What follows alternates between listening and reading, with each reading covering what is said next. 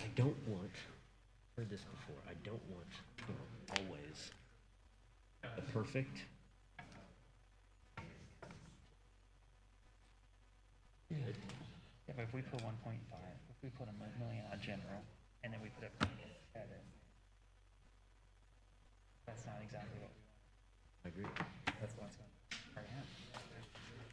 It's, anyway, as long as they'll be paid off.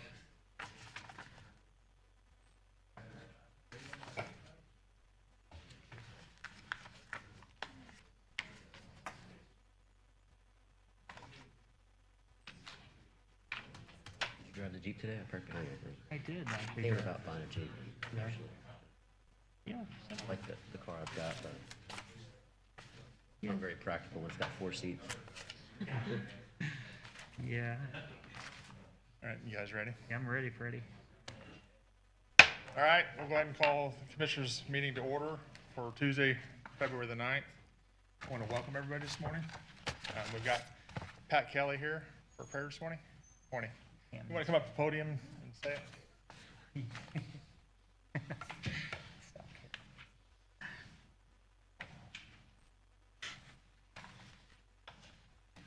Let us pray.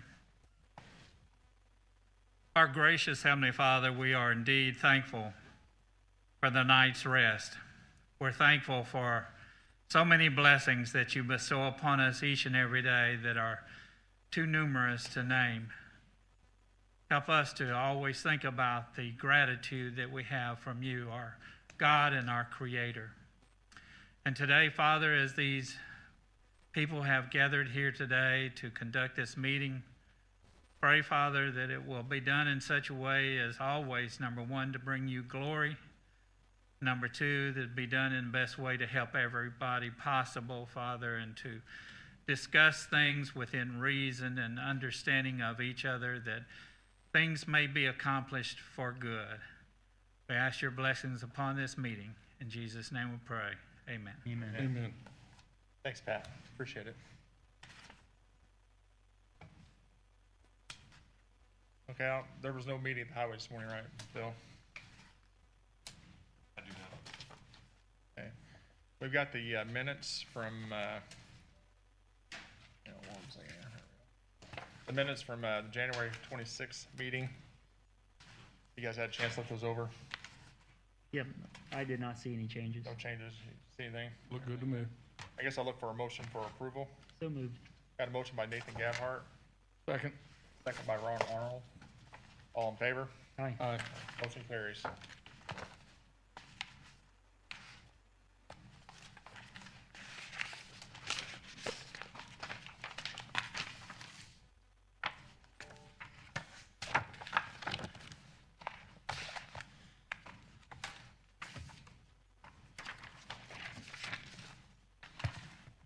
All right, Phil. Morning. Yeah, good morning. First up on the agenda, the health and safety policy that we've been working on. I'd like to present that to the board this morning for signature of approval. Basically, it covers everything from personal protective equipment, heat and cold stress, the aerial lifts, and of course, work zone traffic control guidelines. A couple hundred pages of the best reading you'll ever have. Got the page mark there. Got that. There's a copy of it. Yeah, page 79 was a little confusing. Could you explain that? I'll have See to have how, that see how copy. well he knows this. All right, I'll let you slide. We got I did look through this, just a few pages of it, but I did not take the time to read every bit of it, but I know Phil's been through it. I think you've worked with a few other counties and a few other, maybe I help you through some of that too, maybe. Yes, they did. Aaron with IPEP has been very helpful. So, you guys have any more questions on the health and safety policy approval, or health and safety manual for the Daviess County Highway Department? I guess my only question is just from a practical standpoint, what's the process for your employees? Are we supposed to have an annual recertification on this, or? So basically, they're going to receive training on the manual. They will be able to access it at any time and read it whenever they want. They'll sign a document stating that they've read and understand the manual. More of the training, Nathan, is strictly safety training. You know, we've been training on crystal silica this past week, also on work zones again, and on personal protective equipment. But at the end of the day, you know, we don't have a designated health or safety officer. Probably something that we need to look into, maybe having a consultant or somebody come in so many hours a month. Either that or work more closely with IPEP to provide more training. They do have a fantastic online resource for training. Yeah. Anything, Ron? Bill? Nope. If no more questions, I'll look for a motion to approve the health and safety manual for the Daviess County Highway Department. So moved. Got a motion by Nathan Gabhart, Second. second by Ron Arnold. All in favor? Aye. Motion carries. I actually was on the phone with IOSHA right before I came in. We do have a settlement agreement for the accident. All penalties have been removed. Out of the 8 violations,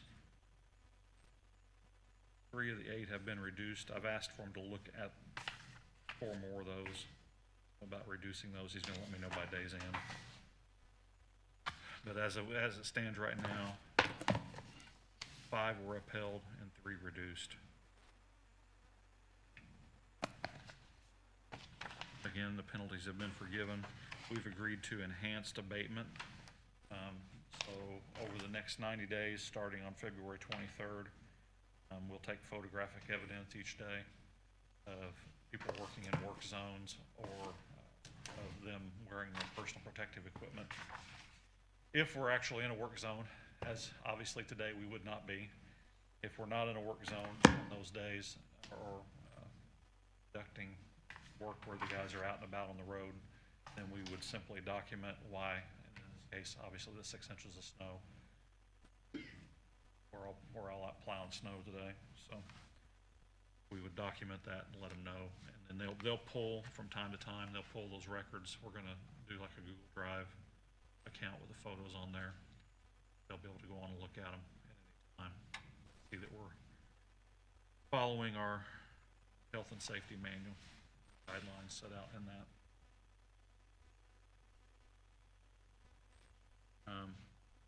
I believe I can sign this. It's Daviess County Highway Department, and it doesn't say anything about the commissioners needing to sign the settlement agreement. Grant has seen a copy of it.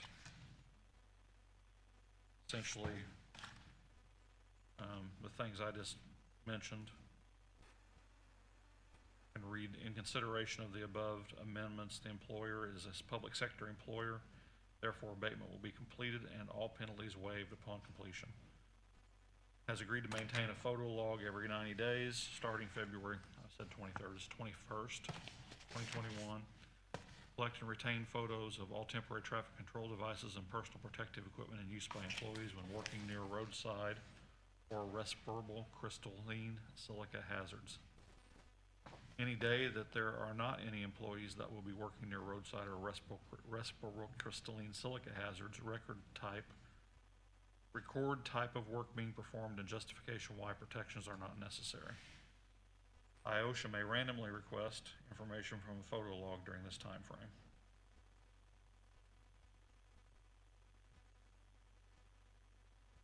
Employer agrees that a request must be made in writing to IOSHA for petition for modification of the abatement. Employer agrees that failure to abide by the terms of enhanced abatement as stated herein above will rescind any penalty adjustments. Employer is required under the authority of 1903-.16 to post all copies of amendments or changes, citations resulting from the informal conference.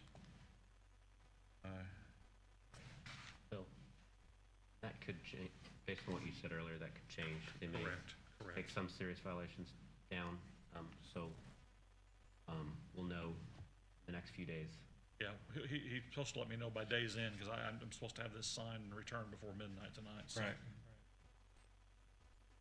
Yeah.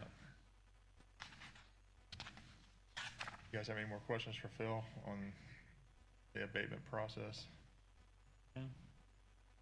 I guess I'll look for a motion to give Phil approval to sign that abatement, send it back before midnight tonight. And just for the sake of clarity, if we get something that's better than this, obviously you can proceed with that, so. I'll make that motion. Okay, got a motion by Nathan Gabhart. Second. Second by Ron Aron, all in favor? Aye. Aye, motion carries. I will email copies of the final signed agreement to all of you, Okay. including Patty. So can you send that, does that be through the post, or are you gonna scan that in and send it Scan to? an email. Okay, yep.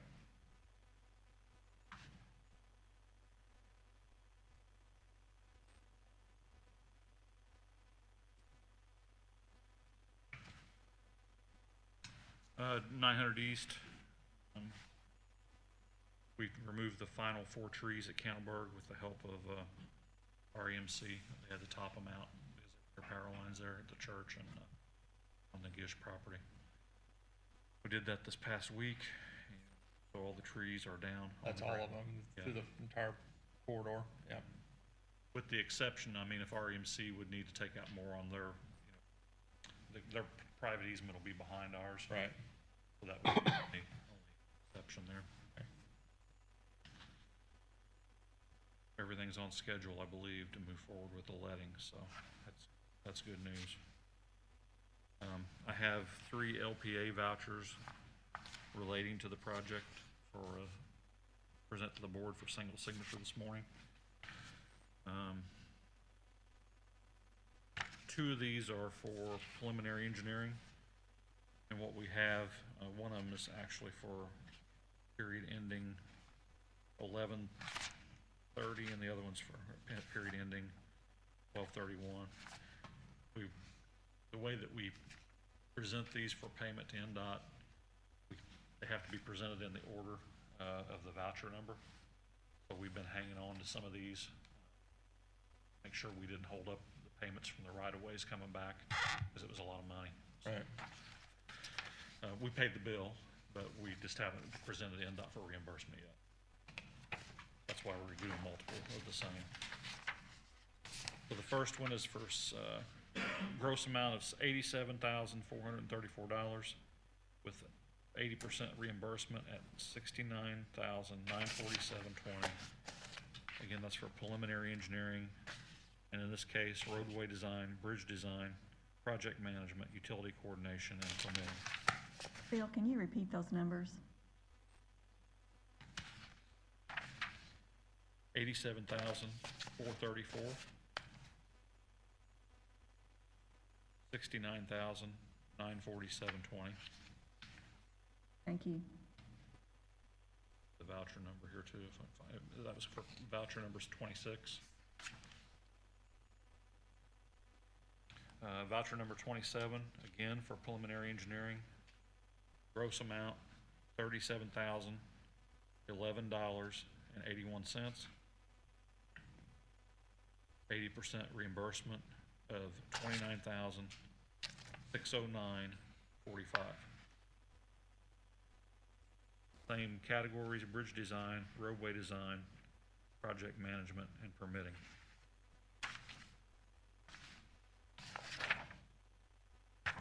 And then number 3 here is for right-of-way services. The claim number's higher because it's a different PO through NDOT. Claim number 65. Gross amount of $18,882.50 with federal reimbursement of $15,106. Strictly for right-of-way services. Present those to the board for single signature. For you, if you want to. I'm good. Thanks.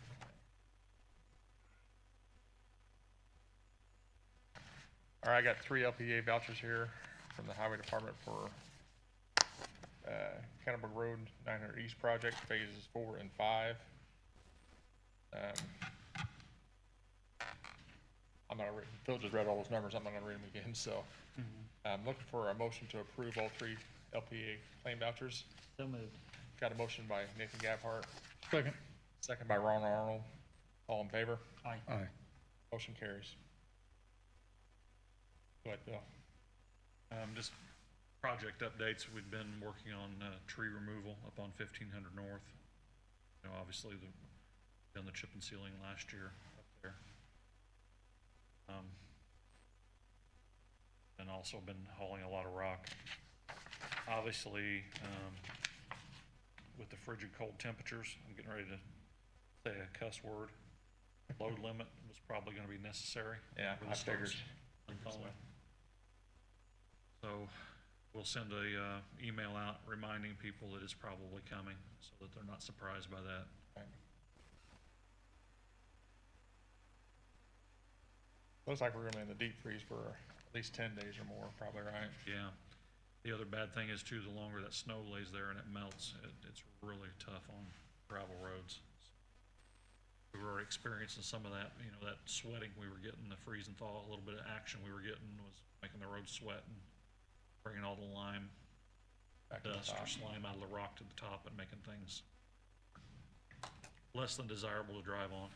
Right. We continue to haul rock, but the other thing too to remember is when everything's frozen like this, a road grader doesn't do much good. So if the road had holes in it before it froze up, about the only thing we can do is add some rock, and we've gotten criticized by an individual this past week for that. But I want to remind people we can't do anything with a road grader when the road's frozen. Frozen, all right. So trying to do the best we can with the hand that we've been dealt. So. Same thing with the snow today. Got a little bit of a surprise, more total snow accumulation than what we expected, but our guys are all out, which I think we have 9 salt and sand trucks and 7 motor graders. So 16 total pieces of equipment out, plowing the roads. They have specific areas that they target, priorities 1, 2, 3, and then kind of spread out from that point. But I don't know how things were in the drive-in from Offordsville, but it's probably Normal Offordsville drive? It was fine. Yeah. I rode is fine too. I was probably about the 3rd vehicle down through there, so making my own tracks, but. Once my wife stops running on the roads, then you'll get a call. Right? Or fields. again, we try to do the best we can with the hand we've been dealt.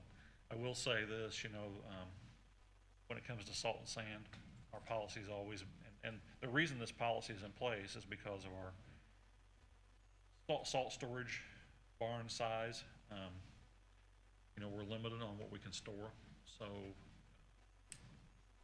we've always done the hills, curves, intersections, bridges, overpasses, railroad crossings.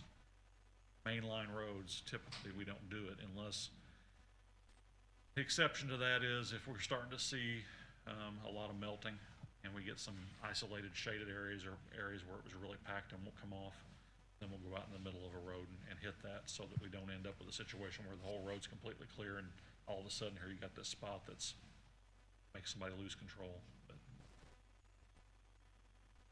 How are you guys doing on you got sand here pretty right a little bit, your salts, this is the 2nd event we've had now, so. yeah, so we have about 600 tons of pure salt stored. We do a 3 parts sand, 1 part salt mix for our mix that we put down. We keep another 600 ton of mix in the bins down there, and then as the storm progresses, then we're continually mixing Salt and sand. salt and sand.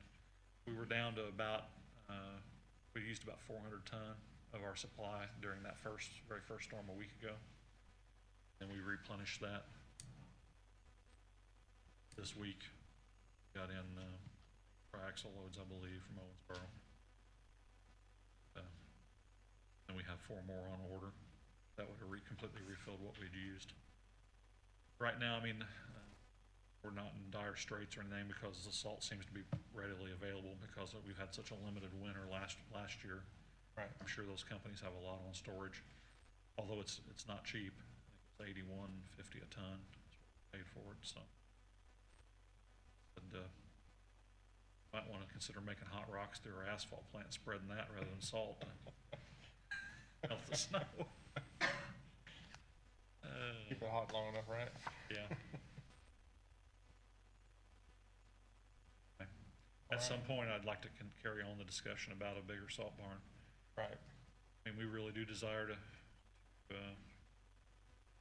do a better job. I think we can see that through the equipment that we've acquired over the last 5 years or 8 years. I think we have plenty of equipment now. It's just a matter of having the storage for the chemical to get them. Right. Not only a salt building, but then also making brine too, right? Right. Yeah, right. Yeah. Yeah. We do have that equipment or those tanks from Knox County now. It's in our building, but we really didn't want to spend a lot of money down there trying to hook that all up. I think the proposal I presented to you guys, what, 2 or 3 years ago, Years was ago, to build a small corner for the new barn. The big barn would eventually go ahead and build that small area and put our salt brine making system in there, and then we would basically surround that Later on. and come off those walls. Right. That would form one corner, and we'd come off those walls and build the barn later on. Still like to do that at some point. Yeah. I think we Finances, need to have if and when. Need to have that discussion again. Yeah, sometime I soon. mean, I'm totally on board. Just let us know what you think and the proposal, and sounds reasonable. Yeah. That would kind of stair-step us into it. Right. It'll be a $750,000 to $800,000 investment total, but baby step into it, we can probably Right. bite it a Sounds little good. better. Good. That's all I had. All right. Appreciate it, Phil.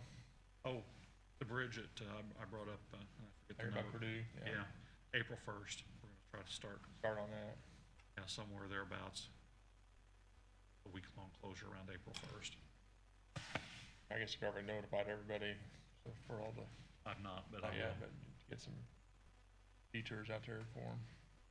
It would be Clark Road to 300 West. Yeah, that's what it would be, okay.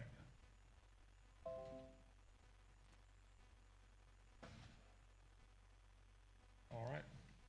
Anything else for Phil, guys? Yep, thank you. Thanks, You Phil. guys. Appreciate it.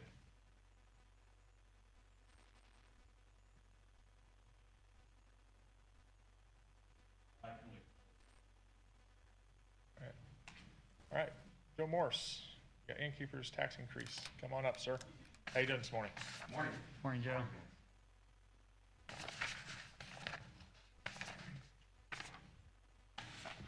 There's a couple things I might add.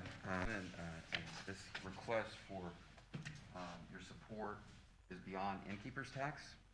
Originally, when I submitted my request to be a part of the meeting, it had more to do with a request for financial support towards a conference, convention, and tourist center.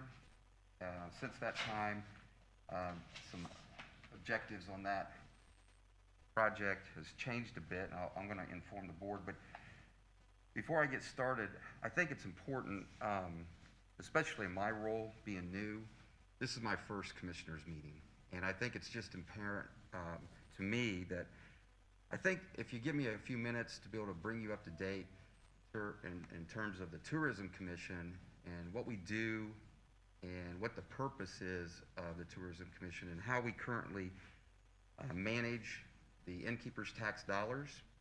And with your permission, I'd like to just give a few handouts. So you have That'd be something fine. Yeah. as a reference point. And first and foremost, it's actually the budget that I submitted this year in terms of that. I've got 3 copies, or I can certainly, you're welcome. I want to talk about that for a second, because the organization in itself, or the division of the county, the Tourism Commission, is a division that is 100% funded our county based upon hotel stays.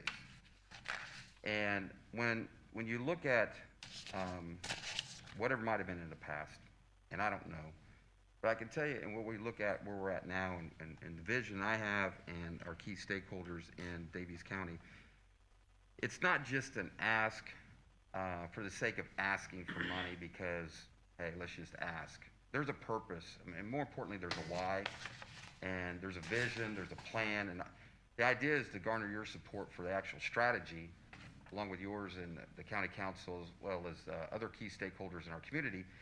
It's not just for the sake of me asking it, and I can go over that in a minute, but the idea, when you look at this budget, the budget's based upon innkeeper tax dollars that we receive, and currently that rate is set at 5%. It's been set since 1987, and there's not been any movement whatsoever on that rate in itself. So you can imagine when you have a rate of 5% going back to 1987, and I love that year. That's my graduating class year. I'm a 1987 grad at Hatchet High. But when you look at what it really means is it means it brings revenue into our, in the name of tourism for Daviess County. Now, what's tourism? Well, tourism is a lot of things. It could be as simple as promoting a festival. It could be as simple as supporting West Boggs. It could be simple as supporting Daviess County pickleball, frisbee golf, creating guides, and I'll give you a couple examples of guides. But if you turn to page 2, we annually support a festival guide. That could be supporting the annual Wine and Brew Fest. It could be support of a number of things, and you won't necessarily see these on a rack anywhere near, grocery store per se. It might be if you're actually staying in a hotel locally. Where you're going to find these are going to be in the racks in visitor centers, rest stops, or other places around the state that's promoting tourism in Indiana. Now, there's a lot more to tourism in Indiana than just the Daviess County Visitors Bureau, right? You've got a number of other organizations like the Southern Indiana, Radius. I mean, there's just a number of organizations through this whole bureaucracy of tourism and state government and so forth. We're just a small part of it, but we're 100% funded by those that occupy our hotels here in Daviess County. Now, I could go on a long conversation with you about the need for more hotel rooms here, where we are. I'm going to talk to you about where we're currently at in terms of occupancy rates, where we're at in terms of how we're trending right now. But the idea behind this original request was there was an opportunity that came up. When I got here, when I met with our selection committee, the executive board, to actually hire the new executive director, I was asked a number of things. And I think it's important that this team knows this. I think it's important as we collaborate and work on what we can do to make tourism better in Daviess County. I think it's important for you to know what the real vision and goal was based upon our board. And our board's selected and approved by this council, county council per se, and city, the mayor's office. So we have a board made up of those appointees. But one of the visions is what can we do in terms of creating more tourism in Daviess County? My background, my playbook comes from an area that's a little bit different than here, and that's Hamilton County. And certainly you know the investments they've made over the years, and there's other areas throughout the state. But one of the goals I had was to talk about corporate tourism, sports and recreational tourism, as well as a visitor center, and talk about corporate tourism. Corporate tourism is a big deal, especially when you look at what's happening throughout just not only Indiana, but it's happening all over the country, and that's regionalism. When you look at, starting first with Marion County, the donut counties are coming together and are regionalizing. When you look at Southwest Indiana and the counties in here, we're regionalizing. And so for me, corporate tourism was really something I was interested in terms of a conference center, convention center, or a visitor center that could be used for multiple purposes. Well, when I was sharing that concept and idea, the topic of Westgate came up, and I had to educate myself on Westgate. What's the purpose of Westgate, what it is, what's its role? And in short, without going into that, and certainly you could educate me quite a bit more on that, is bottom line is it was never meant to be a tourism attraction or a visitor center. It was meant to be an anchor to Crane. It was meant to be a place for to support Crane and that. It was never meant to be a conference banquet hall or a place for tourism. Now, while it's a valuable asset to us, I think we can do a lot with it. There's a number of ideas that have been shared with me, but there's more importantly, another ideas I could learn and how we can, maximize our role, and that's my role, with promoting Westgate and the amenities of Westgate.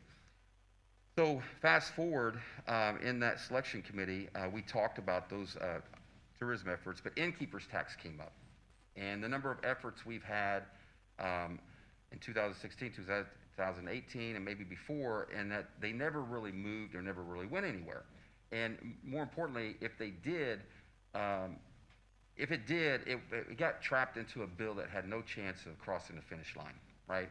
So consequently, over the years, we've lost out on revenue. Now, to ask for an extra 4% or 2% doesn't seem like a lot.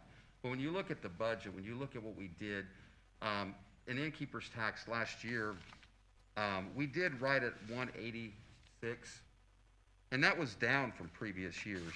And I can share this with you anytime. Just let me know. I'd love to visit with you about it. But when you look at where we're at now, we did last year we did $168,043.89.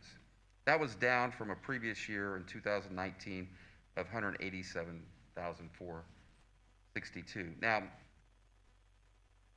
I'm not going to use the COVID example or excuse of any of that, because I don't see that, because right now our current trends right now, we're trending at 2016, 2017 numbers. And you might ask, how could we be going through a pandemic and our actual innkeeper's tax numbers are actually better than they were last year, better than they were previous year, and better before that? And it's simple. The number of hotel rooms that are being booked Sunday through Thursday, and you can go through any hotel and check it out, are essential workers. It's those folks that are coming into the community, that are staying in our hotels Monday through Thursday or Sunday night through Thursday, here to work and here to possibly visit. Weekends are pretty fair, but all in all, this year we're up. We're trending that we'll do about $196,000 in innkeeper's tax, and that's a good increase. But the idea behind it, the request for an innkeeper's tax increase is simply that we can fund projects and fund tourism that goes beyond just a festival guide, or goes well beyond anything that we've done in the past in terms of just promoting a couple simple things. It's much bigger than that. So we'll get into that discussion of innkeeper's tax, but I want you to kind of get an idea of what our role is and how do we use our dollars, and more importantly, what the why is in today's conversation and request for financial support. So fast forward, the last thing that they were talking about was what kind of ideas would I have in terms of helping grow not just the Chamber of Commerce, but tourism here. And I had questions myself. My questions were, what have we done before? And more importantly, why haven't we garnered the support of our stakeholders, such as the commissioners, the county council, and local government and such?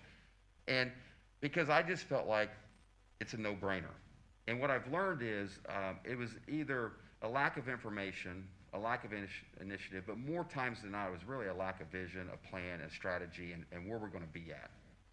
And so for me, my challenge was, okay, how do I get this kick-started? Well, for having been in a lot of places, and like most of you in this room, I thought, how in the world can we have this great asset that everybody talks about in Interstate 69, and you know all about Bloomington, and you certainly know all about Evansville, but why doesn't anybody know about Washington or Daviess County? So one of the first initiatives I launched was creating the blue sign, logo signs for gas, lodging, food, attractions, and the Todd signs. Why don't we already have a blue exit sign? So I worked the campaign with our key stakeholders, and I'm talking about the gas, food, attraction, hotels. And I said, look, if I can get this program started, would you participate? And thanks to our good friends at Huck's, they were the first to say yes. And the blue signs went up on exit 62. If you've been out on 69, whether you're traveling north or south, you're going to see a blue exit sign now. And the thing that I'm real proud about is the fact that between Evansville and Bloomington, and I'm not going to count the co-op up at Westgate, that small one we have, but we're the first exit sign between Evansville and Bloomington now. And once one said yes, Casey says, I got to be out there. Then Arby's is calling me. Well, Kentucky Fried Chicken called me this week already.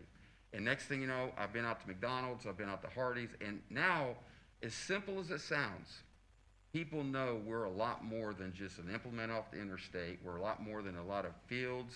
We actually have food, gas, hotels, and attractions. Now, this was a simple thing because I just asked. And once we got our key stakeholders, these entrepreneurs, these franchisees, and these individuals and corporations to say, hey, Washington and Daviess County is important to us, and we're glad to pay to promote that and sponsor it. Now, this is an independent program. It's managed by Indiana Local Sign Company. I don't know if you've had a chance to see it, but this is one of the things I did was run around to all our stakeholders and say, hey, put it out on our social media. I put it out on our constant contact. We have a database of 1,200 businesses. And this is where it started. And now we're going to have more signs out there. Now I'm working on the attractions to help Jamison Hibbs over at West Boggs, Glendale, Daviess County Pickleball, Frisbee Golf, anything you can think of in terms of attraction, Gastoff, and so forth. And this was the first thing I did because I felt like if they're not going to take the exit, why in the world would I come to you and ask you for a support to increase innkeeper's tax and talk about a conference, convention, and a tourism center if they're not even taking the exit, right?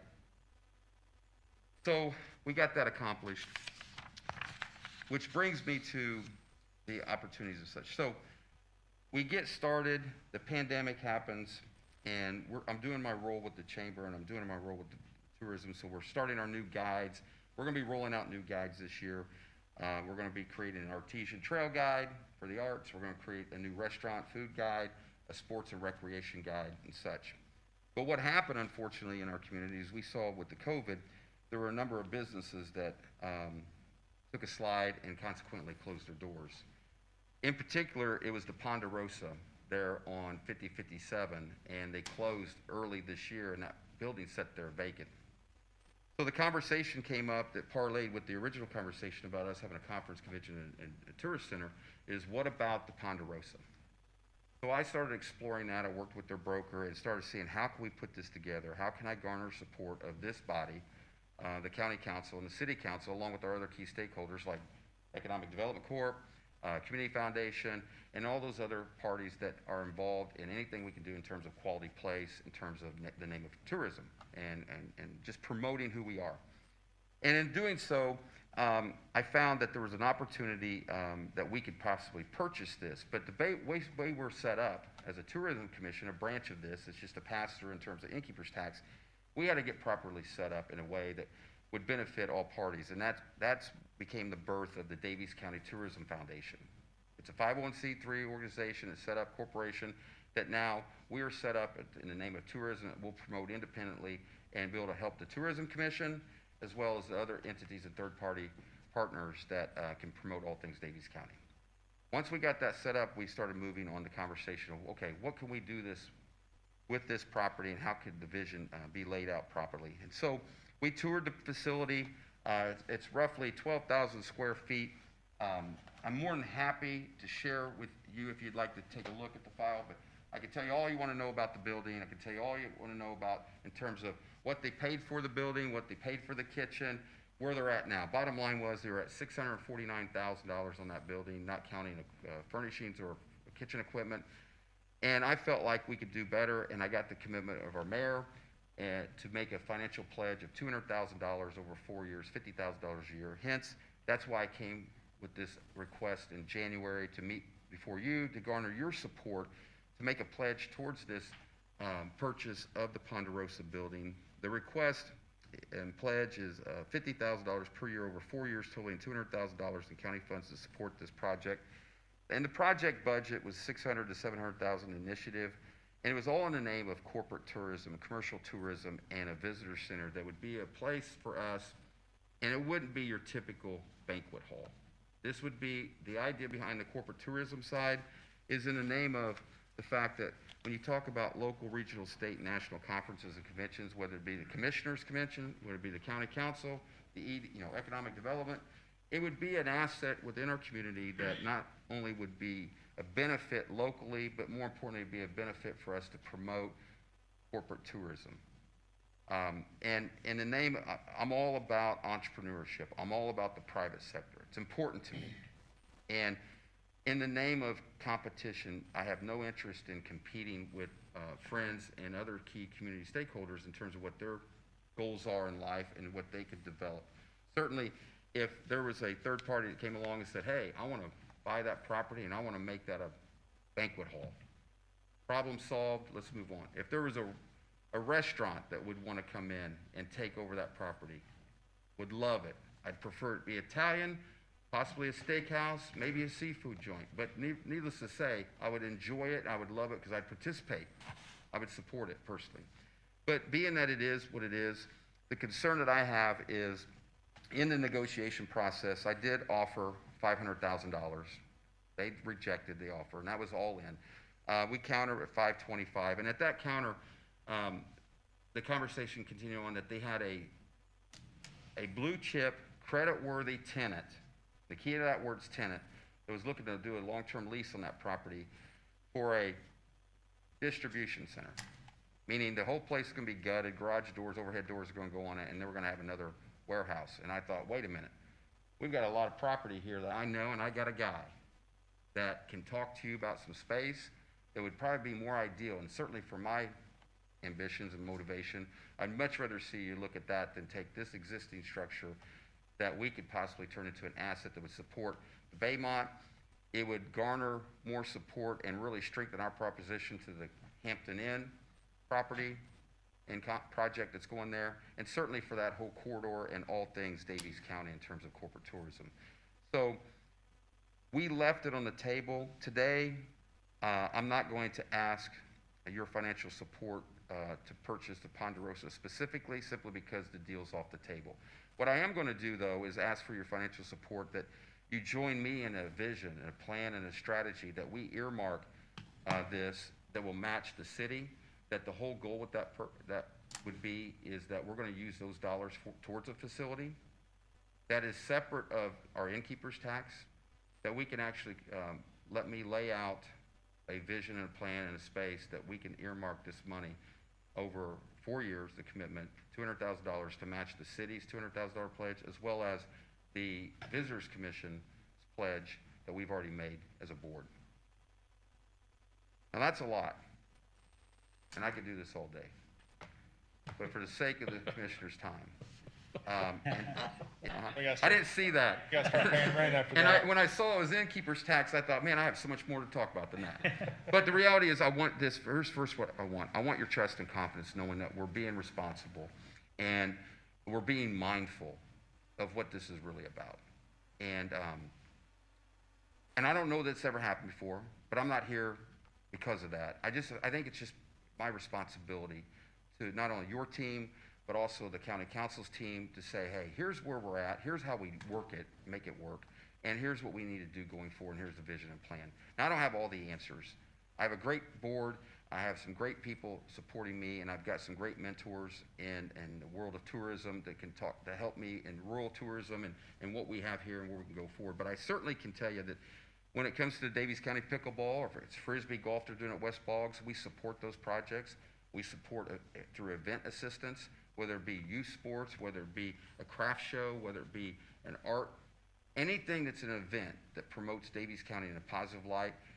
We have a process in that. We have it in our budget. We budget, and that's probably a small number. If you look at the line item, $10,000 for event assistance, it's probably not enough if we're truly in this for what it is. Because yes, it's a tax, it's innkeeper's tax, it's those visitors that stay, and 80–90% of those rooms that are booked Sunday through Thursday are really visitors that are staying here, that are essential workers, that are working our region or our market, and so that's where that's coming from. Now, let's talk about innkeeper's tax, because the word tax is really not that good of a word to use, right? Typically, it's not. And you got to think on a tax, and I don't want to be one of those types that have said, well, Joe, you know, the tax, it doesn't impact our local people. Well, it depends who you're talking to.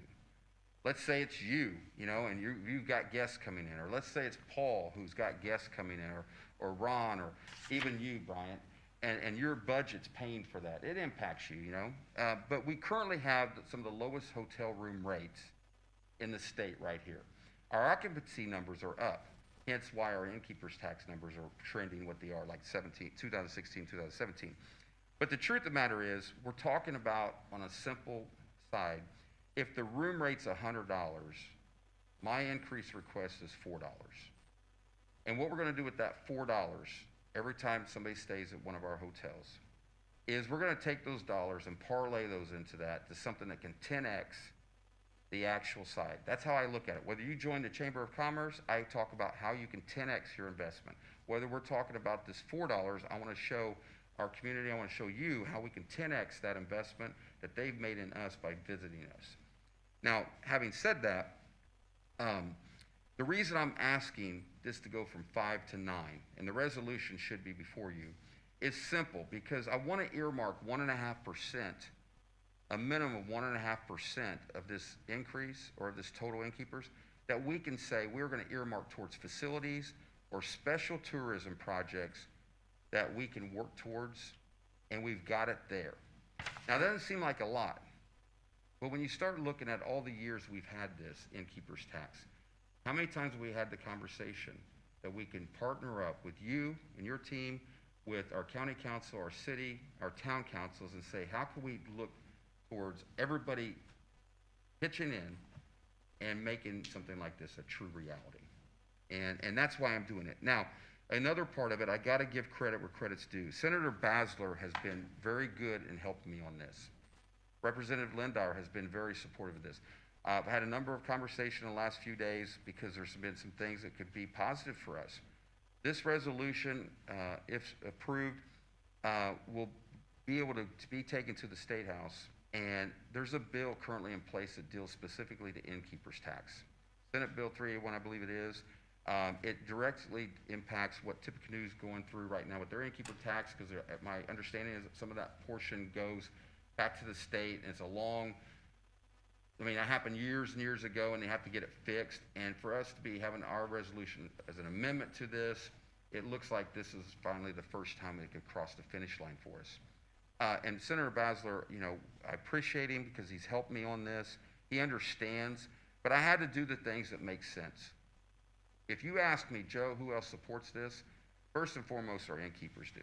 I've gone to all of our innkeepers and I've asked them, and this is an example, to please write me a recommendation letter that you support innkeepers tax. So, for example, the Holiday Inn or the Baymont or the others have said, yes, we support that because we want to help grow that, because if you're doing better, we're doing better. But more importantly, they have needs. You know, they're private entities and they don't get a lot of breaks. They might have got an original break with an abatement when they broke ground. It might have been something else, but they have to upgrade and keep their places current. And if they're not current and updated, then why would anybody want to stay in that hotel, let alone come here to stay in that hotel? They're still going to go on outlining areas. So I want to be able to be in a position that we can support them in the areas that they need support in. And anybody that's ever owned a business knows you're hardworking, you're trying to make it done, you don't need any help, you're going to get it done on your own. But it is nice once in a while when somebody comes along and says, hey, how can I help you? How can we make your operation better? So this looks like a big increase, but I'm here to tell you that if we would have had this, whether it be 18, 16, or years prior, it wouldn't be such an ask. I'm just trying to bring us current where we're at. Now, as you need to know that the largest increase, largest innkeeper's tax numbers are typically in the major markets. But what they have, we don't have, is a food and beverage tax. And State Senator Holman's already put an announcement out. We are not going to review or visit or even put a bill on the table for food and beverage tax this entire session because of the pandemic. We're just not going to do it. So in short of that, we don't have those other streams of revenue to go to, right? And I don't want to go that route because that does impact our local residents. It does directly impact us on a daily basis. I'm not saying it's a bad thing. It works for some. But for our sake, I'm just trying to bring us current and get us in a position that we can maximize that and create these projects, and takes it off the backs of the current people right here in the ways that have been done in the past. Now, so in closing, I will say, I'll answer any questions that you have. I want some feedback. I need it. If I miss something, please point it out. But I'm going to ask that I garner the support of the commissioners to set aside for the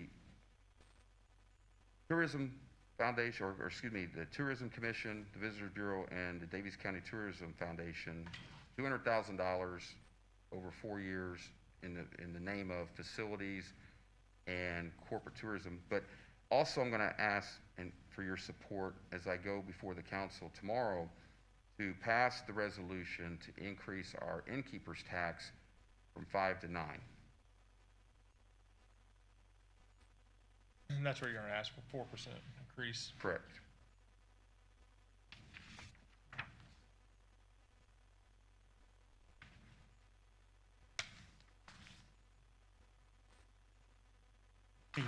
Just with the vision and the strategy and the why that you laid out, I mean, it's certainly an effort I could get behind. I mean, Thank you, Nathan. to increase the tax, just to increase the tax and hope something new happens, yeah, I'm not a fan of that, but the energy and the vision you bring to the table, I think, you know, I've got to do my part to fully support that effort. Thank you. Thank you. And you've got my support also. I've thought for a long time we need to increase that innkeeper's tax. I never thought that'd be that much, but that's a good deal for Daviess County though, so. And in fairness, I agree. I wish I could come here and say I'm asking for 2. If we would have had it in the past, Right. I would be. But since it didn't, I hate to be that guy. Bearer of bad news, right? yep. But I also am the bearer of good news, and that is the fact that we have a plan. We have a purpose, and it's not just me. I'm gonna be asking you. And I'm gonna ask Bryant. I'm gonna ask other community leaders, say, hey, how would you like this to look? What's the vision? And it's a team effort. I like to use the word team, because I can't do it all by myself. I need your support, and I want you to be proud of it. Much like this, I'm very proud of this. This is the first time I've been in here. And it means a lot to me because, you know, it's easy if you've heard me ever on a podcast or ever talking on the radio, or I don't care where it's been, I've talked about my playbook. And it's all what I've seen because I'm real proud of that too, but man, I'm proud of this. This is nice. And it costs money. But collectively, when you come together with a vision and a plan, and you have a why, more importantly, right? So now we can together work on the how. And that's the part I'm asking for your support on. You got my support. Same. Thank you. Hi, Ron? Joe. I have sat in your position over 20 years ago, and I love the energy that you bring to the position. The innkeeper's tax has been tried at least a half a dozen times. Really gotten behind it 2 or 3 times to push it. And again, as commissioners, we don't set the rate, that's up to the council. So it'll be up to you to sell it to the council, but yeah, I can fully support it. Thank you. I appreciate it. All right. Are we good? Say Or- yes to the 50,000 over 4 years, Or do we 200,000? just need to make a motion of support for the innkeeper's tax, just to, Yeah, I guess we can do that. it's just more of an obligatory. Yeah. I'll make I guess, do I have a motion to, support the innkeeper's tax increase for, Chamber of Commerce? Yeah, for the council tomorrow. Yeah, tomorrow. Yeah, I'll make that motion. Okay, I got a motion by Nathan Gabhart. Second. Second by Ron Arnold, and, all in favor? Aye. Motion carries. Then back to the, so, guys' thoughts on the, $200,000 over 4 years of $50,000 payments to, Yeah. help support a convention. And, Conference center. I mean, conceptually, I mean, my main thing, as long as we track these earmarks, and as long as it, you know, comes out of, you know, edit for the economic development impact of it, and then, I mean, I guess we would have to approve the disbursement when it happens, so we would get updated on what particular project is happening. But conceptually, I don't have any issue earmarking 200,000, as long as all the partakers are all around the table, that, you know, the pie's this big, and Yep. we may say in a year and a half, we may need 100,000 of that for a project over here that we all agree on. We may need to shift some dollars around Yeah. once reality hits. You know a time frame yet of when you're gonna be asking for that 50,000 for the first year? Well, I would have liked to thought it would have been today. But in fairness to this team and the commissioners and my board, it may be if something changes on that particular space. Otherwise, we're gonna start exploring other options. Okay. And, but the main focus is, I wanted you to be aware, I wanted to gain your support on it and have you understand why. It could be as soon as next month. But it's, with that particular property and the direction it's gone, certainly I don't want to see it to become what allegedly it could Warehouse, become. yeah. But if that owner comes back and says, hey, I've had a second thought, and we could offer more.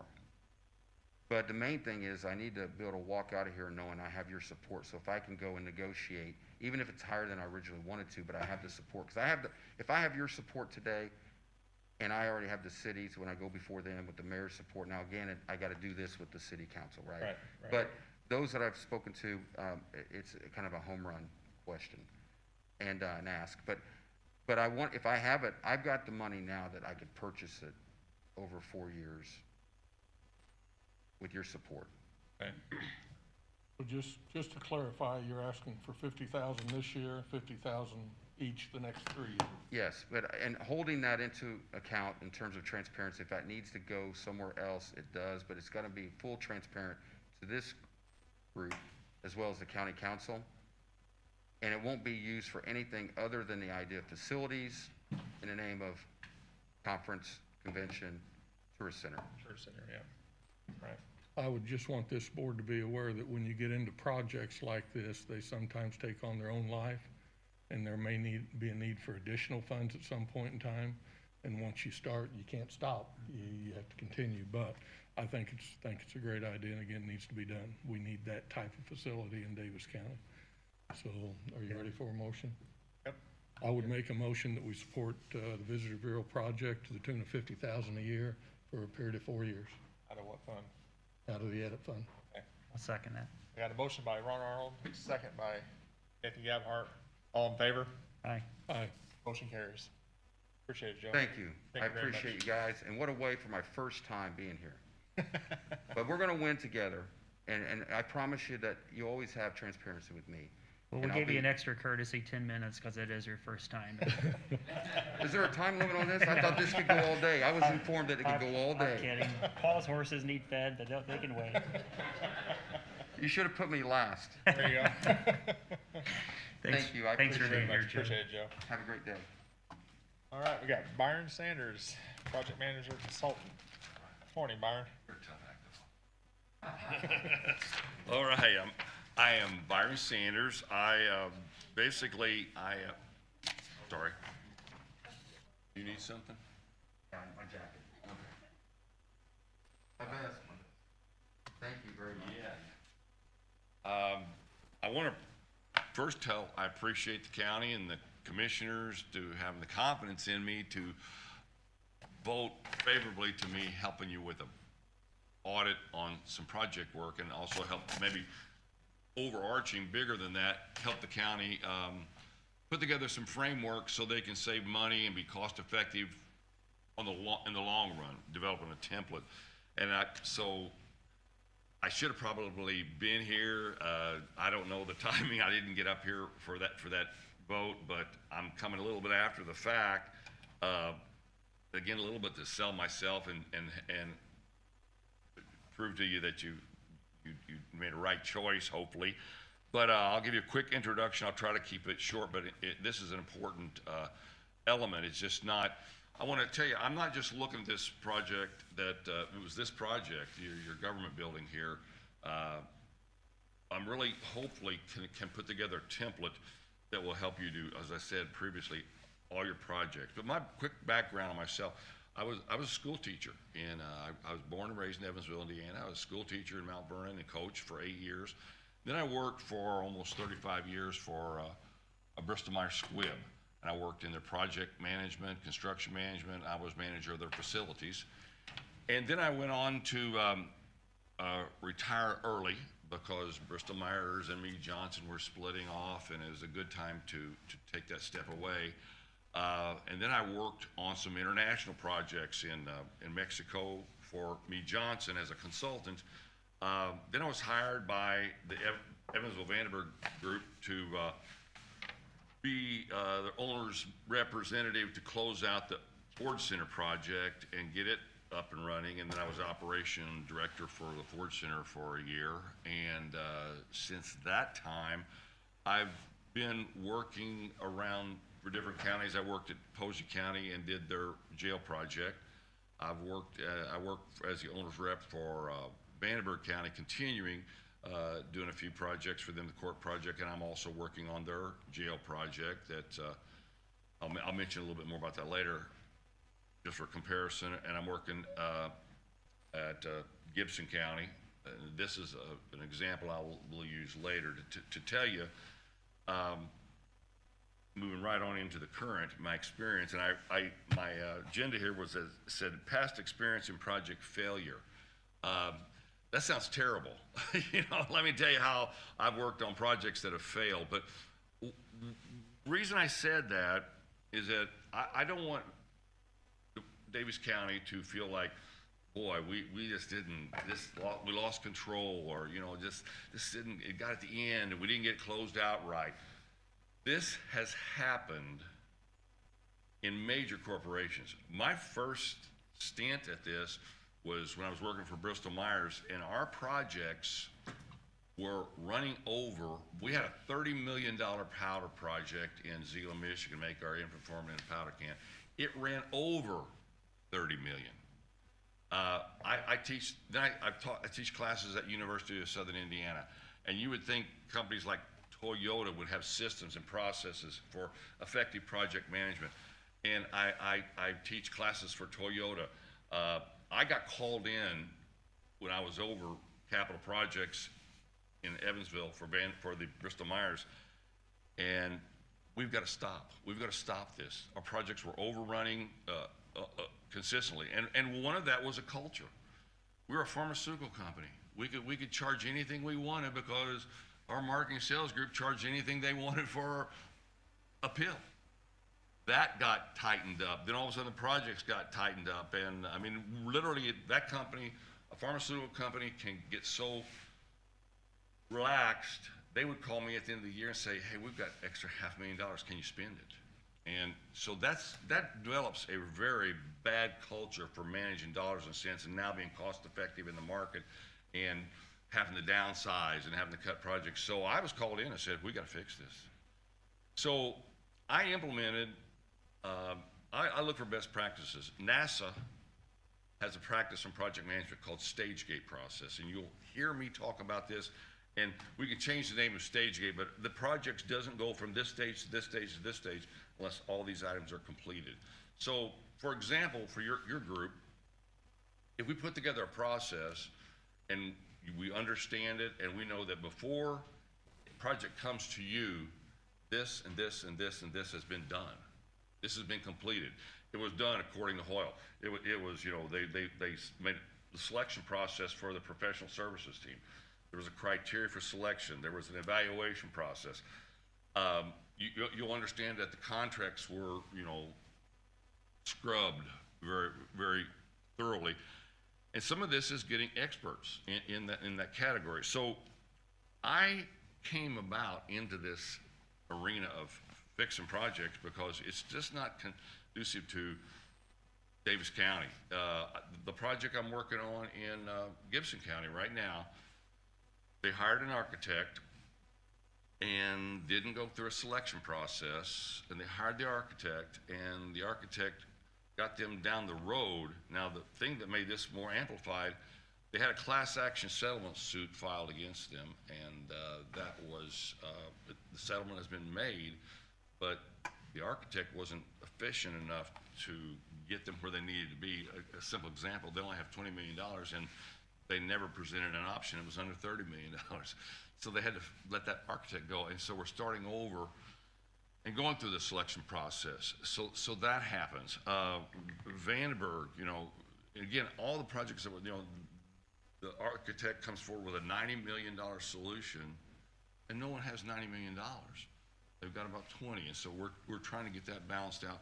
So projects get taken here and taken there, and the front end of a project is so important. So one of the things I'm going to talk about, not today, but talk about in my analysis is what are the tools that are in place and we can implement as part of our project management structure that will help you do projects better in the future. One of them is there are processes. to protect the owner. Everything I'm going to say to protect the owner. Protect the owner. There are processes such as planning, the execution, and I'll get into those details.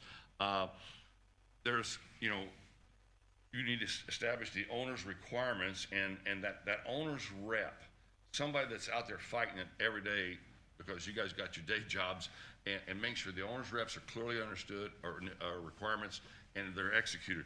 A great example, to integrate a county government into a project, I always put together a selection committee, a program committee, a quality control committee, an operations committee, a finance committee, and a communications committee.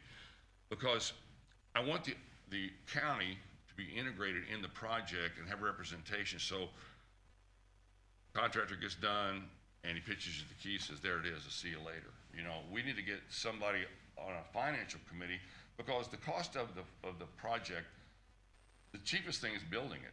The next, if it's not built right, your operations costs, and you guys are in here, you know, here's my budget. Well, why did it go up? Well, we can't manage it like as good as we managed the old facility. So we want to make sure we design things into the design so your service people come in and say, listen, if you can put this in where I can come in and plug my computer in and read your system and say, here's where the problem is, that saves me a lot of investigative work. And of course, if I'm working on a project, I say, oh, so that should make your services costs go down, right? And you know, get them to commit to that so when you come, they come in and present an operations budget, wait a minute, and having your team represented, you told us in that meeting when we were doing the project planning that your service level will go down because operations cost has to be managed as well. We can't build things that are so hard to maintain and you know, you've got all these extra costs. So building those things into the system with committees, there are tools.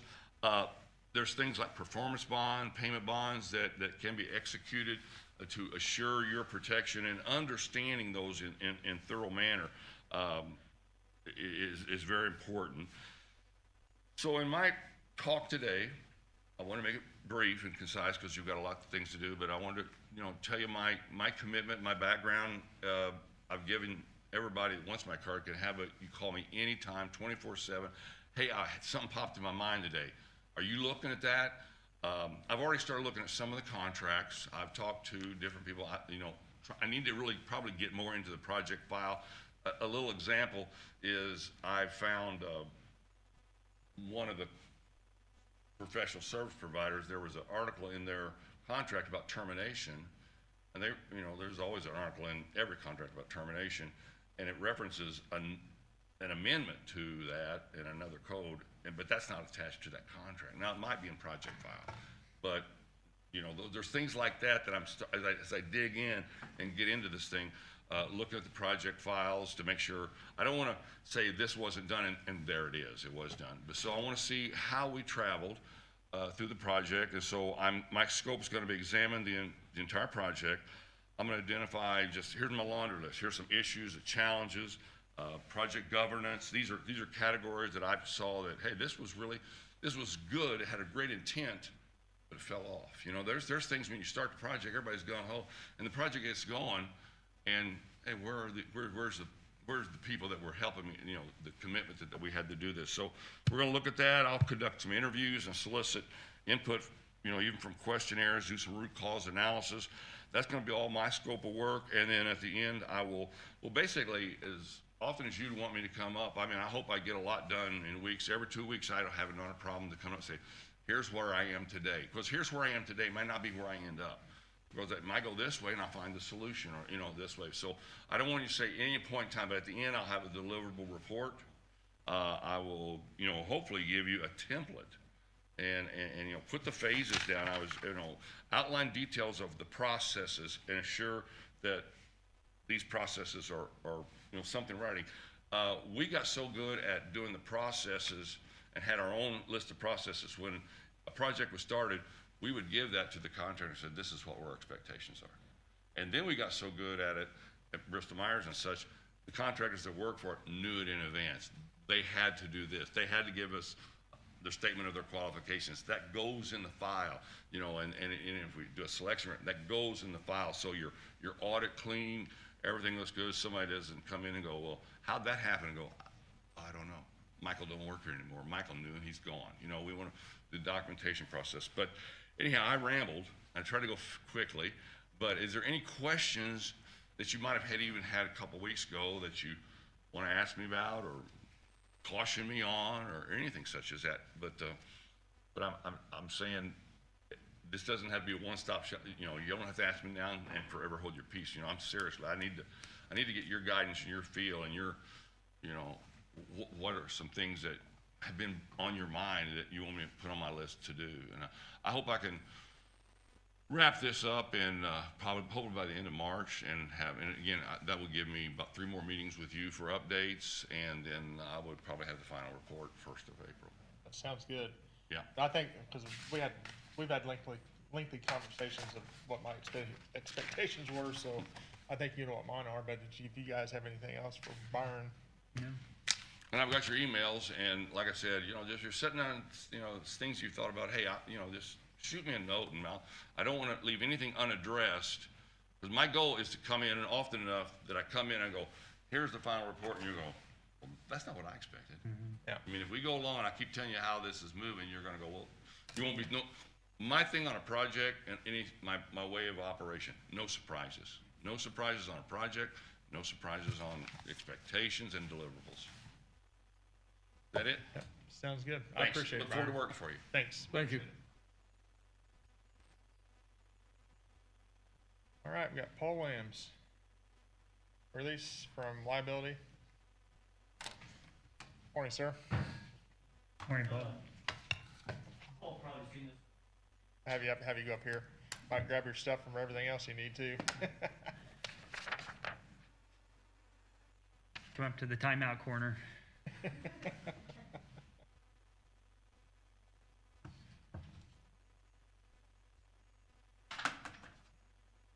And I see Jeff is here, so I don't know if you want to give a background on what happened, or, I mean, I can give the short version, and you can tell me if I'm not explaining it correctly, but my understanding is that house was for sale, and it failed on the septic, so the contractor put in a septic system, and they did it according to a 2-bedroom. It turned out the house was a 3-bedroom, so we were short of the system that was put in. When we discovered that, we asked the seller to pick up the extra cost, and the seller said, I've got a release. I didn't like the fact that I had to put a new system anyway. I'm done. We went to the buyer and said, actually, your system isn't big enough. You should extend it. And they said, well, we bought it. Had we known it wasn't, correct, we'd have asked more money from the seller. We're not putting any money in. Contacted the contractor and said, what would it cost to make it right? And he goes, I'm the one that put it in. I can do it at a cost for $1,250, which was very, very reasonable considering he's going to bring his equipment back, redig everything. So there's where we were. Contacted the department, talked to Hose Apple, and he said, yeah, we did take an error. Actually, we kind of got rushed from the realtor, and we're not going to do that anymore. That, hey, the realtors are just going to have to wait for us till we can inspect the property properly. So we got the insurance company involved and said, would you please draw up a release? So let's say the current owner, who now has a 2-bedroom, goes to sell it, and the septic doesn't pass inspection. They can't sue the county because it was, not up to code. So what we're going to do is the insurance company is going to pay the current owner $1,250. Here's the catch for the county: you got a $2,500 deductible. So The county's paying. exactly. The county is actually paying it. But the good news is the insurance company did work on the agreement, and I'm sure, Grant, you've probably seen it. But we've got a sign off from the current owner, we got a sign off from the seller, and then if, the county will sign off, we can be done. Jeff, does that sound about right, or? Just did it, yeah. Sure.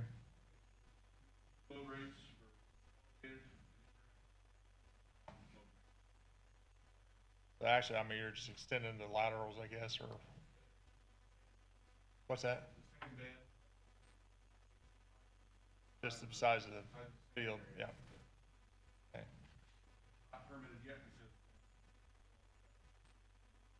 Right. Or they can sign. I guess who are we paying who are we paying? Are we paying the contractor or are we gonna be paying this seller, We're paying the buyer the buyer? with the fact they know that their system really doesn't meet their house. And they're agreeing that they understand that, but we're paying them $12.50 to make it right when Yeah. contractor can get to it to make it right. Right. So, I mean, I don't have any issue paying the $12.50 to the buyer if they have 3 bedrooms, but I don't want them to say, hey, I got 2 bedrooms and I'm just gonna keep the $12.50. I don't know, I don't wanna start splitting hairs, but. Right. I guess, Is that possible? do you guys have to do a final inspection at some time or how does that work?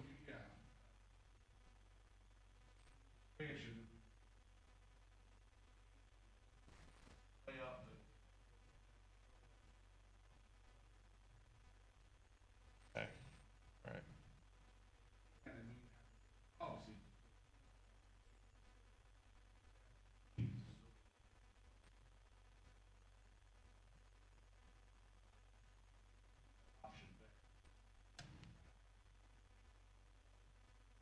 Yeah, and sometime, I mean, if they ever do decide, say they do keep the money and sometime they do decide to sell the house, then they would have to spend the money to upgrade it anyhow, at some, But they can't come back and sue Right. us that we Right. agreed that this was a proper yeah, 'cause system for that the gives us house. a release here, yeah.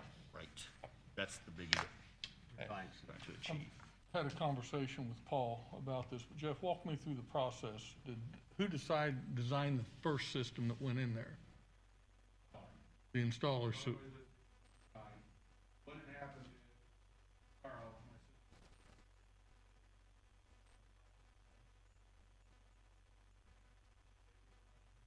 Those verbally approved system start construction. Permit. License.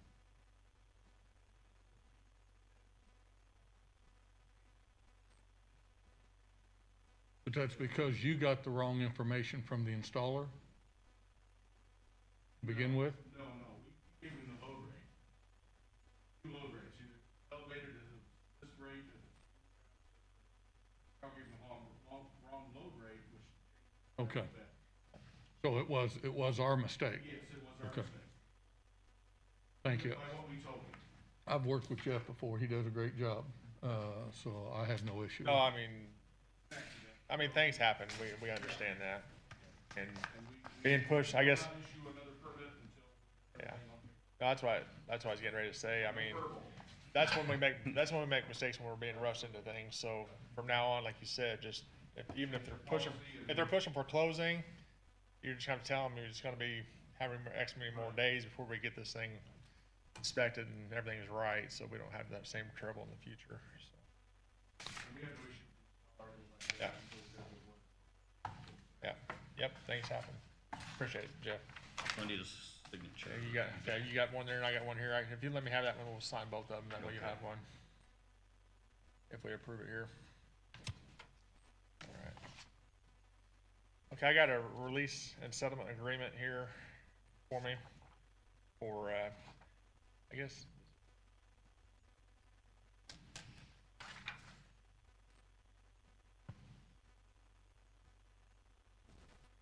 Okay, it's for $1,250 to be paid to the claimants, which would be the buyer of the property. Looking for a motion to, actually, I don't even know where we're gonna pay for this out of. So, I believe, is this if how, I'm not mistaken, the health department was gonna cover it or some form or fashion. so you got a funding system for it then? Okay. So that'll be covered under the health department's budget. So looking for a motion for So moved. approval. Got a motion by Nathan Gabhart, Second? second by Ron Arnold. All in favor? Aye. Aye, motion carries.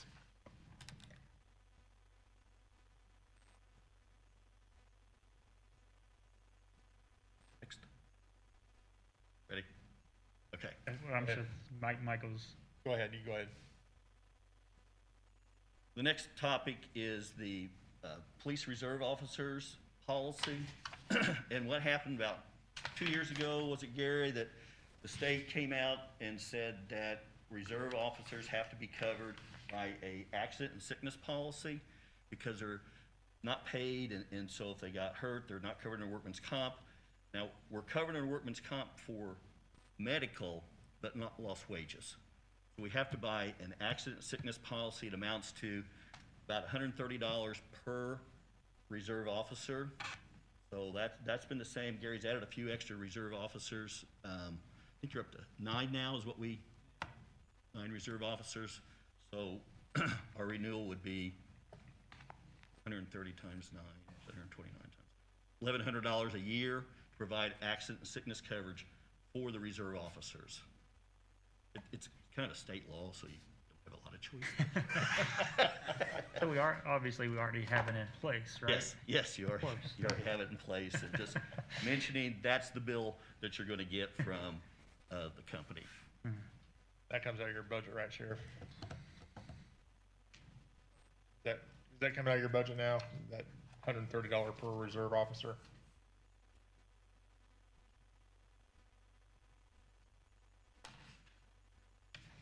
We just come out of our insurance line item, wouldn't it? Us, we don't have that anymore. So what's the 34,102? Oh, that's the building liability, okay. That all, each individual Yeah, office got their own Yeah, we put it back. insurance line item.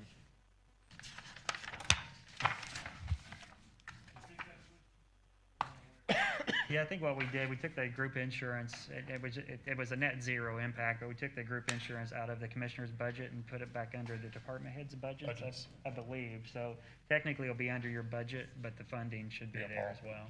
Good. All right, sounds good. Yeah, it sounds reasonable. Yep. Yep. Definitely.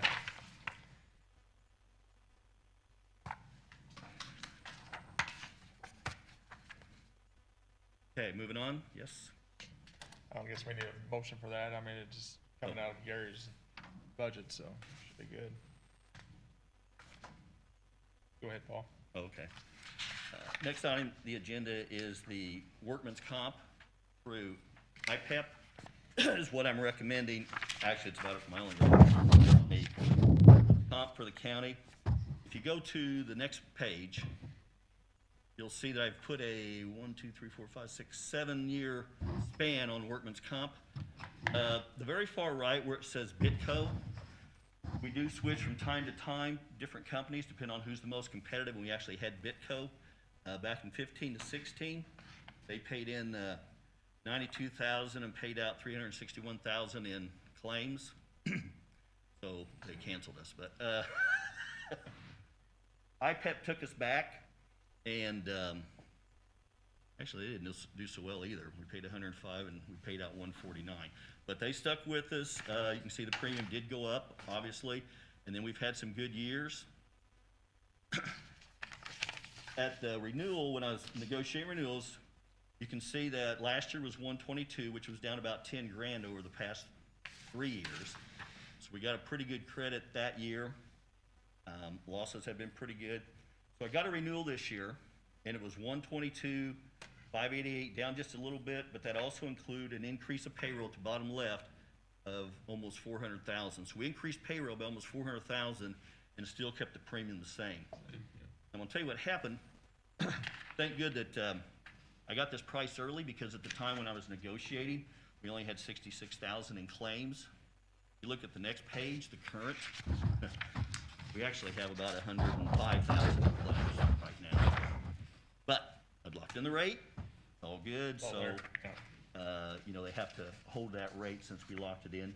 I did give Patty, and she's put into your slots, the actual loss history.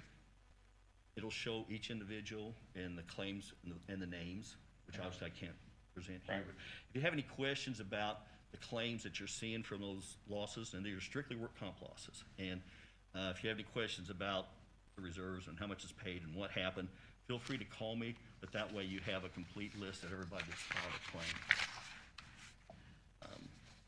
So I thought that, and speaking of IPEP, as, there he is, Phil, mentioned that IPEP does more than just pay claims. I mean, they They help in with loss control services. They helped on some of the stuff providing training, brochures and pamphlets and some literature on helping out with some of the OSHA requirements.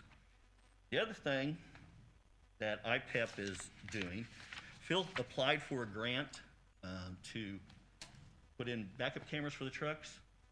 And so IPEP, being the safety conscious company that they are, is awarding Daviess County a check for $3,787. $3,787 is to be used towards safety equipment for the highway department. And I will say, I give Phil a hand that he doesn't just come, he has to fill out some paperwork and give her back to paperwork. But he filled it out, they've approved it. So this is a grant. I mean, it's money that's being given. So IPEP, they insure probably 80% of the counties around here. They insure the city of Washington. They got Knox County, Martin County, Pike, Gibson, Orange. So it's a company that their specialty is insuring Counties. governments. So I'd like a motion that we renew with IPEP to the tune of the $122,588 and stay with them another year. I don't have any questions. I don't have any more questions. Do you have anything, Ron? Nope. Paul? I'll make a Called motion yesterday, to, went through it all, yeah, same. and it all looks good. Yep. I'll make a motion to renew with IPEP. IPEP for $122,588. Got a motion by Nathan Gabhart, Second. second by Ron Arnold. All in favor? Aye. Motion carries. Phil, are you gonna use that for cameras?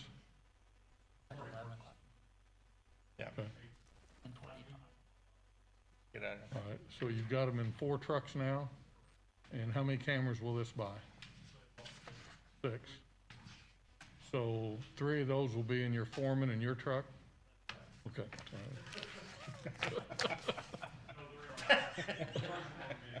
right. Oh. So you got Paul? Yes, thank you very much. After the meeting, Right. sorry, Ron and Nathan, but you guys are out. I need a picture with Mike and Phil. Yeah, we can do that. That's fine. That's good. You just have to hang around now. Camera adds 10 pound anyway. All right. Thanks, Paul. Appreciate it. All right, we got COPA draw, number 2, SIDC. We got Rhonda here. Good morning.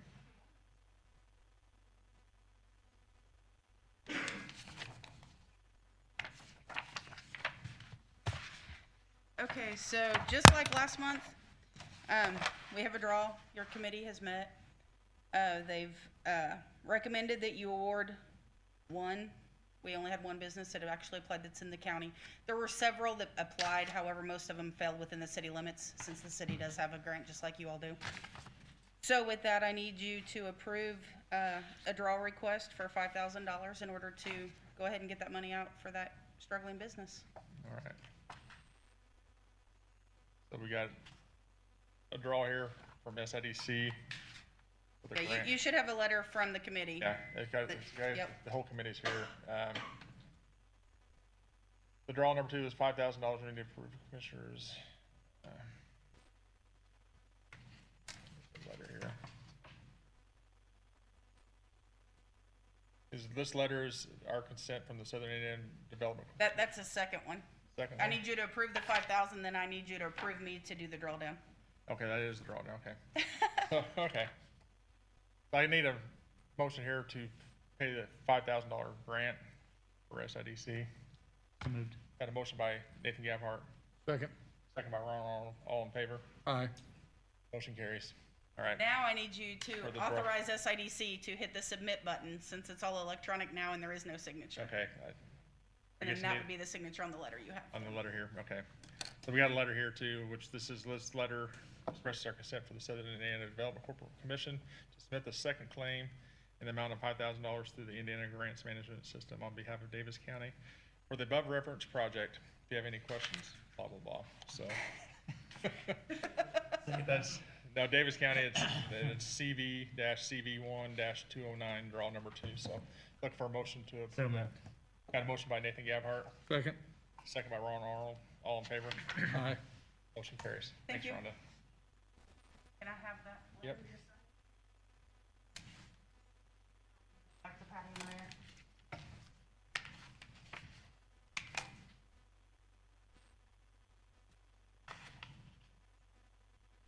There you go. Thanks a Okay, lot, thank appreciate you. it. Have a good day. All right, Janice Williams, TM Office Solutions Contract. Morning, Janice. How you doing this morning? Good.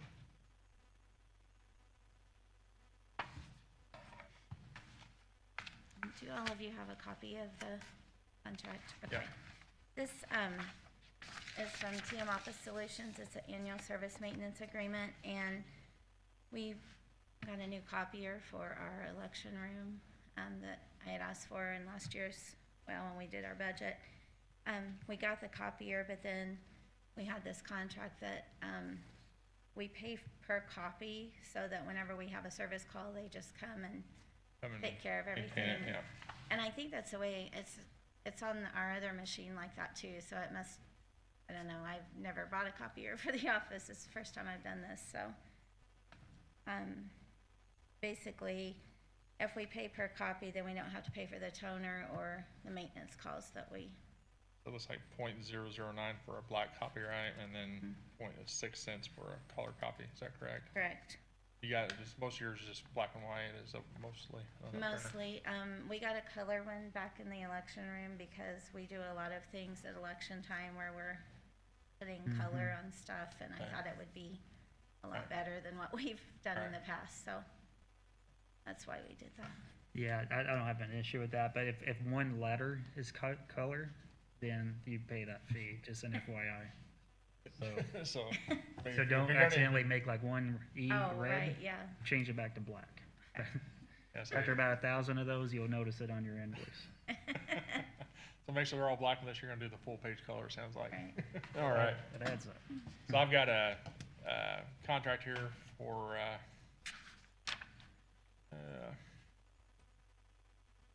so they got a .009 for black copy and .06 for color copy is the amount in the Fund 1000. So I'm looking for a motion to So moved. approve. So moved by Nathan Gabhart, Second. second by Ron Arnold, all in favor. Aye. Aye. Motion carries. Thanks, Janice. Thank you.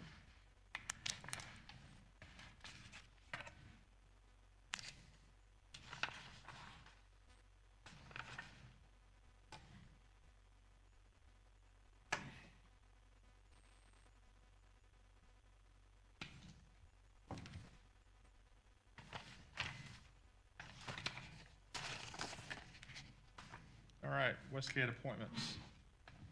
We've tabled these the last 2 times. I think it's time to move on, so I think we've got some things in place. I've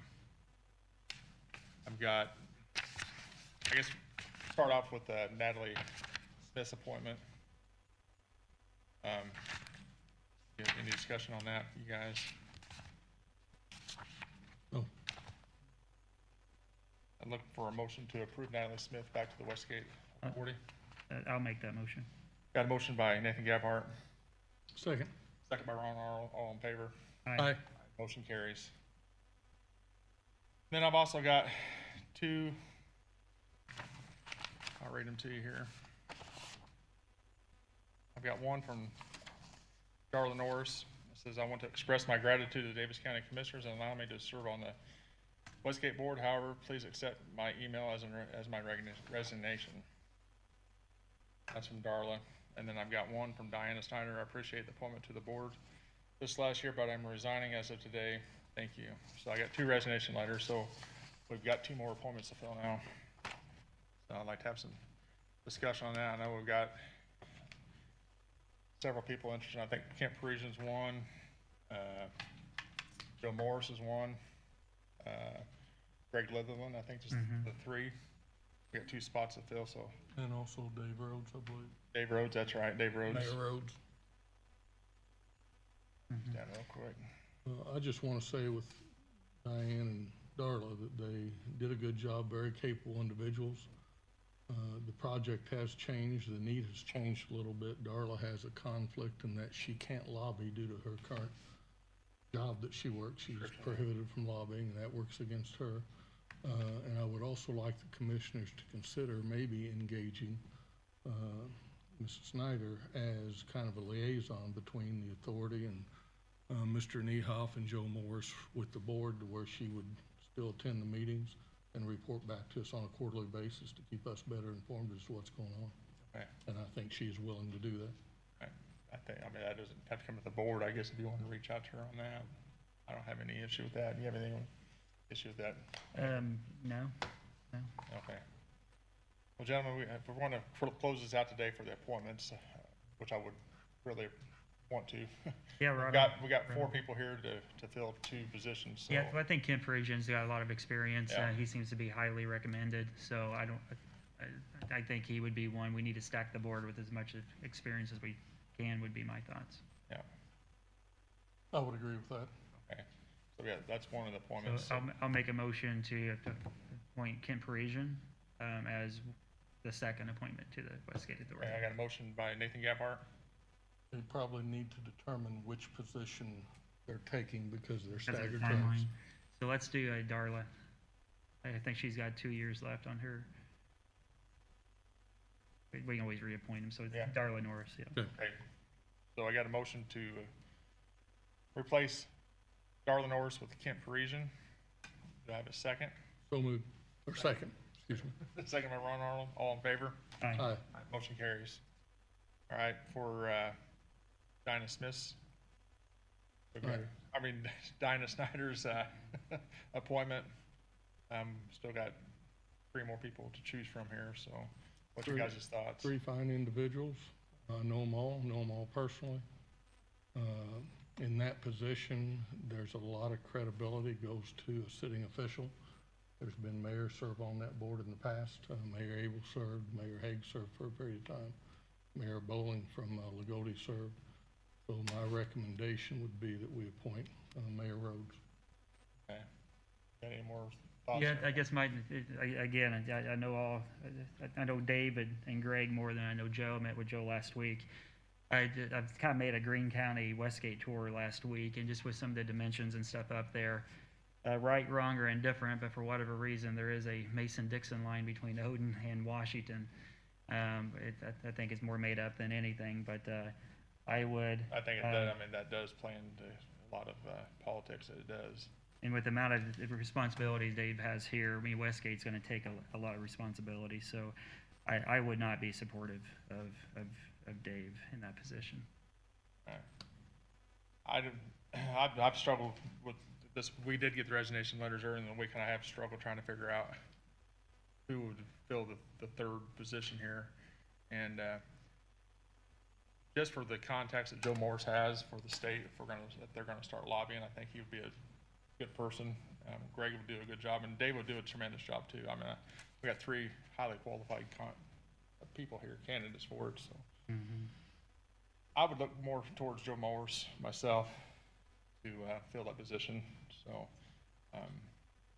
Yeah, my conversation with Joe this past week was my concern with Joe being on the board was the fact that he's got so many ideas and passion and visions for the Chamber of Commerce that I would be concerned of detracting that momentum. He assured me that it would not. So I guess if we see that it does start impacting, we can address it, but I'd be supportive of Joe as well. Well, as I say, I know all 3 individuals. I think any of them will do a good job. Yeah. I don't necessarily agree with the evaluation of Mayor Rhodes. You give somebody a busy person to do something, they tend to get it done. But I have no problem with Joe as well. So I guess I'll look for a motion to approve Joe Morris as our final appointment for Diana Snyder's position. So moved. Got a motion by Nathan Gabhart, Second. second by Ron Arnold. All in favor? Aye. Aye. Motion carries. Appreciate it, guys. All right, we got surplus office furniture. Sounds like I'm broken record here talking about this furniture, but we've got to get something done with this furniture because we are going to start tearing down houses here in the spring, and we're getting closer all the time. So just looking for some direction of how you guys want to proceed with surplus furniture to get either sold or moved on to other counties or whatever. I do have Martin County's auditor's office and Purdue Extension looking for some furniture, and if we've done something like that, I would like to work out an interlocal agreement between Yeah. the two counties to do something like that, if that's possible. And then after that, just figure out whether we need to have a sale or if we deem the furniture's, or I guess the auditor would have to deem if the furniture's doesn't have any value or something, but I think. So what would we, I don't have any issue with helping other counties out. What about our local nonprofits? Should we bring them to the table to see if they need anything? I mean, I don't even know what That's we what, got in there. that's the reason we're here having a discussion, trying to figure this out, so. Well, again, I'm new to this, but I think you have to declare it surplus, correct? So it's gotta be, we either have to, it's gotta be surplus, and then we gotta. You declare it If we don't have, surplus. if we don't have an auction, then the auditor would have to deem it no value. We have an ordinance 32.04 about the disposal of property. So I think you declare it surplus, you send out notices to all office holders to see if they're interested in it. If they're not, then you're pretty well free to go, I believe. Yeah, I think internally in the county, we've let, different departments, if they needed another desk or something, or needed to swap out a desk, they've done that already. I think every office had the opportunity to do that internally here. I think I agree with Commissioner Gabhart that if we can help the local nonprofits, that would be my first choice. Okay. So we can look at that, and then, all right.